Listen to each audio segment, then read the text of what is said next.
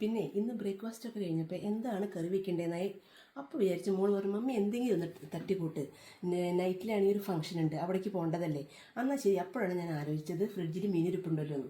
അന്ന് ഞാൻ മീനെടുത്ത് കൊണ്ടുവന്നത് കഴുകി വാരി ഉപ്പ് മഞ്ഞപ്പൊടിയൊക്കെ തേച്ച് വെച്ച് അത് കഴിഞ്ഞിട്ട് വേഗം അതിനുള്ള ചെറുള്ളി, ഇഞ്ചി വെളുത്തുള്ളിയും തക്കാളി അതൊക്കെ എടുത്ത് റെഡിയാക്കി വെച്ചു. അത് കഴിഞ്ഞിട്ട് ഇത് ഞാൻ വെക്കുന്നത് എങ്ങനെയാണെന്ന് വെച്ചാൽ വളരെ സിമ്പിളായിട്ടാണ്. എന്നാൽ അത് നമുക്ക് ടേസ്റ്റ് ഉണ്ട്. ഇതെല്ലാവർക്കും എങ്ങനെയാണെന്ന് അറിയില്ല.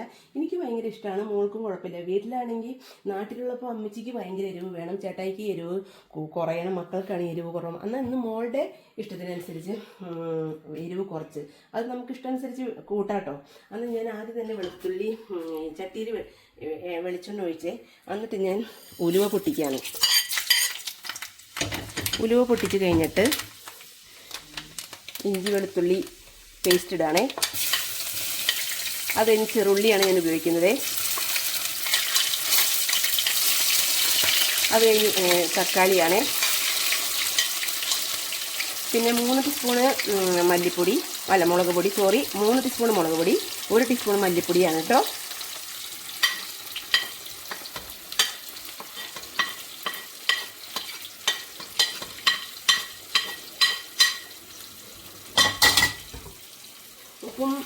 ഉപ്പും മുളക് പൊടി ഞാൻ ഓൾറെഡി മീനിൽ തേച്ച് വെച്ചിട്ടുണ്ട്.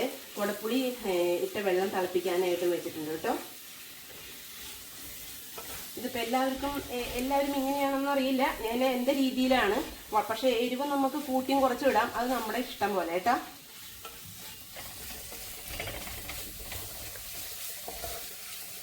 ഇത് നന്നായിട്ട് പേസ്റ്റായിട്ട് വരുമ്പോൾ കുടപ്പുളി ഇട്ട് തിളപ്പിച്ച വെള്ളം ഒഴിക്കുവേ. ഇത് പക്ഷെ തട്ടിക്കൂട്ടായാലും നമുക്കൊരു ടേസ്റ്റും വായിക്കൊരു ചൊടിയുണ്ട് നന്നായിട്ട് കഴിക്കാനായിട്ട്. അപ്പം ഞാനിങ്ങനെ തയ്യാറാക്കുന്നതാണ്. പിന്നെ ഇന്നലത്തെ കുറച്ച് കറികളൊക്കെ ബാക്കി ഇരിപ്പുണ്ട്.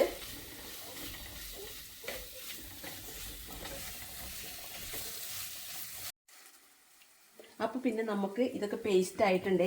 അപ്പം നമുക്ക് തിളച്ച കുടപ്പുളി ഇട്ട് തിളപ്പിച്ച വെള്ളം ഒഴിക്കാം കേട്ടോ. ഫുൾ ഫ്ലെയിമിൽ വയ്ക്കട്ടെ. അത് കഴിഞ്ഞ് ഇത് തിളയ്ക്കുമ്പോൾ നമുക്ക് തിളച്ച വെള്ളമാണ് ഇട്ടത്. നമുക്ക് മീൻ കഷ്ണങ്ങൾ ഇടാം കേട്ടോ.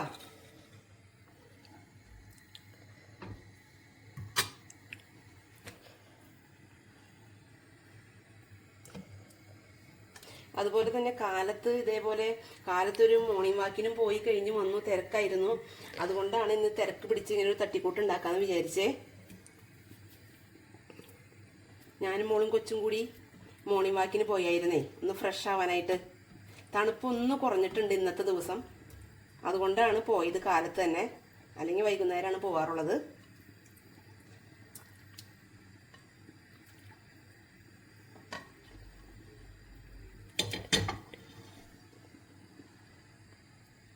ഇനി നമുക്കിത് തിളയ്ക്കാൻ വയ്ക്കാം. ഒന്ന് വെന്ത് സെറ്റാവുന്ന വരെ ഒന്ന് മൂടി വയ്ക്കാം കേട്ടോ. ഒരു ഐറ്റംസ് കുറവാണ്, വേപ്പില കഴിഞ്ഞു. അത് മേടിക്കാനും മറന്നുപോയി. മാത്രമല്ല തൊട്ടടുത്തുള്ള കടയിലൊന്നും വേപ്പില കിട്ടില്ല. അതൊക്കെ മാട്ടിസേര കടയാണല്ലോ, നമ്മുടെ മലയാളി കടയിൽ തന്നെ പോകണം മേടിക്കാനായിട്ട്. അപ്പം അതിനൊരു അതിനൊരു പോരായ്മ ഉണ്ട്. നമ്മുടെ നാട്ടിൽ സുലഭമാണല്ലോ, ആ പോരായ്മ കാണും. എന്നാലും നമുക്ക് അഡ്ജസ്റ്റ് ചെയ്യാം, അത്ര തന്നെ.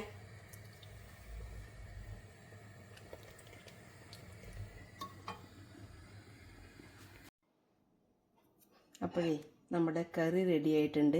ഞാൻ ചോറെടുത്തിട്ടുണ്ട്, ചോറിലേക്ക് ഞാൻ കറി ഒഴിക്കുകയാണ് കേട്ടോ. നമ്മുടെ കറി റെഡി ആയിട്ടുണ്ട്.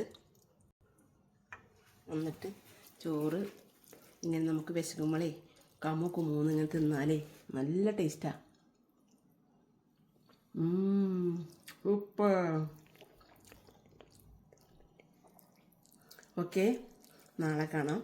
അടുത്ത വീഡിയോയിൽ ലൈക്കും കമൻറ്റും തരണേ.